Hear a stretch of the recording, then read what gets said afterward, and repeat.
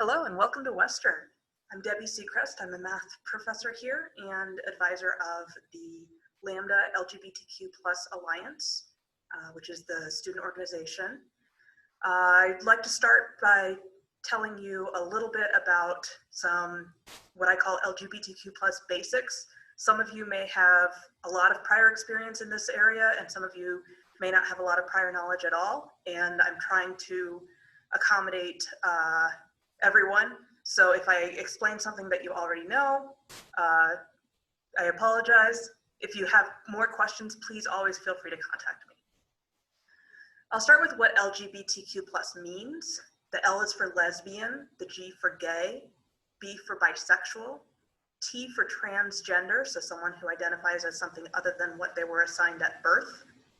Q is for queer, which is a reclaimed word. For a long time, it was used as an insult, and many people, but not all, have reclaimed that word and use it proudly for themselves. And the plus shows that there are a lot of other people that can't be encapsulated in a single acronym. So that's kind of the plus. Why is this important? Well, I want you to imagine that someone comes to you and says, perfect, you're just the woman I wanted to see, or you're just the man I wanted to see, but they use the wrong one. They use one that does not fit your experience. You're probably distracted and disoriented. You're having trouble focusing on what they're saying. And yes, 99% of the time we make assumptions about people's gender and we're right. Or maybe not even 99% of the time, but a lot of the time we are right, but not always. And we don't really lose anything by making it gender neutral, by saying you're just the person I wanted to see. So I try to use gender neutral nouns whenever I can, whether that's person, child, student, etc. It's hard to learn if you're distracted or don't feel respected. So that's why I feel this is important for professors, staff, everyone at this university, students too, because I feel like I have made some incorrect assumptions in my time. And there are consequences of those. I feel like there are, big social consequences, but even if you only care about the academics, it's hard to learn from someone who doesn't respect you, who doesn't respect your pronouns, your experiences, and so on. So coming out is when a person shares information about their identity, and that can be at any time in someone's life. It can be very, very young. It can be much older. It can happen in a lot of settings, and it's not just one place or one time. Someone can be out in some places and not out in other places. So maybe, I'm out to my family, but I haven't told my work yet, or I'm out at work, but I haven't told my family yet. There are a lot of variables. And it's a continual process. Just because you've come out once doesn't mean that you're done, right? You have other people that you end up meeting that you need to share with again, if you choose. So if someone comes out to you, I like to start by thanking them for sharing. And I check to see, how confidential it is. So is this some information that I can use with everyone? Is this something that you're just telling me? Questions are okay, but keep them appropriate. And my kind of guideline is that if I wouldn't ask them of a heterosexual cisgender person, so someone who identifies the same way they were assigned at birth, then I'm not going to ask them of an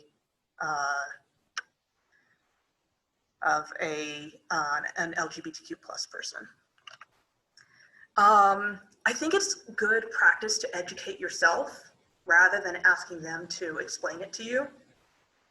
That said, there are many of us who are happy to explain it to you. So, don't feel like you can't ask questions, but a little bit of research on your own can make a big difference. It really says, hey, this is something that I can tell is important to you. I looked it up and I found out this, but I don't understand this part of it. That can make a big difference.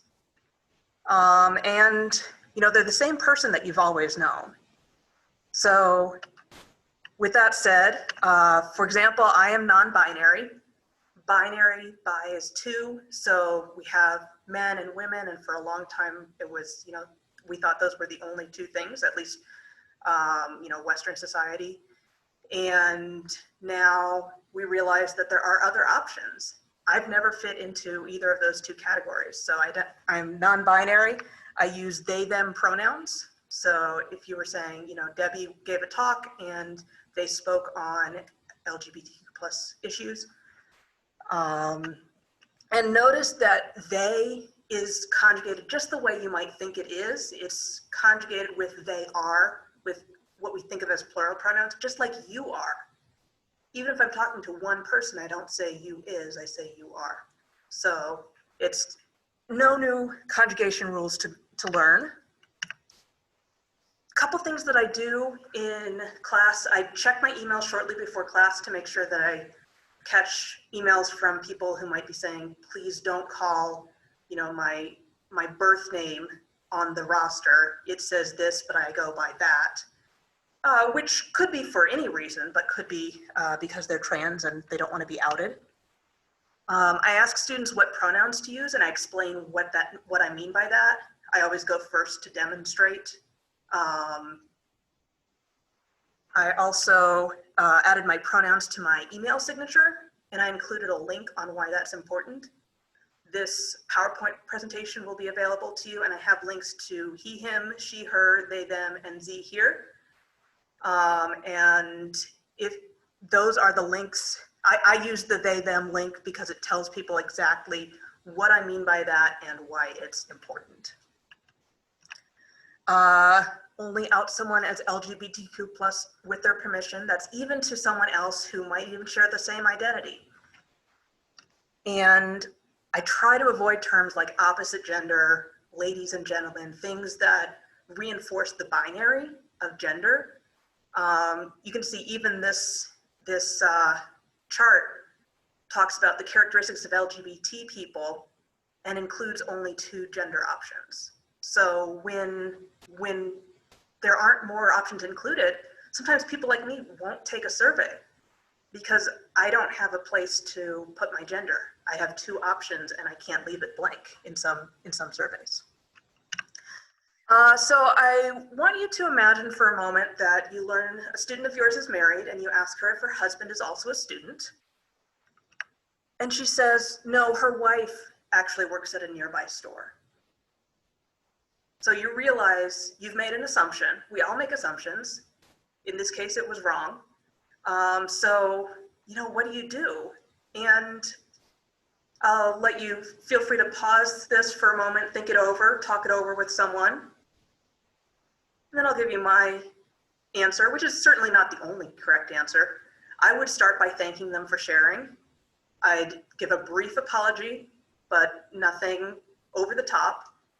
I'd ask a follow-up question about the wife. So I don't want to just kind of, oh my gosh, I'm so sorry, let's talk about something else. No, I asked about the spouse, and yes, I used the wrong gender for the spouse, but I still have questions, right?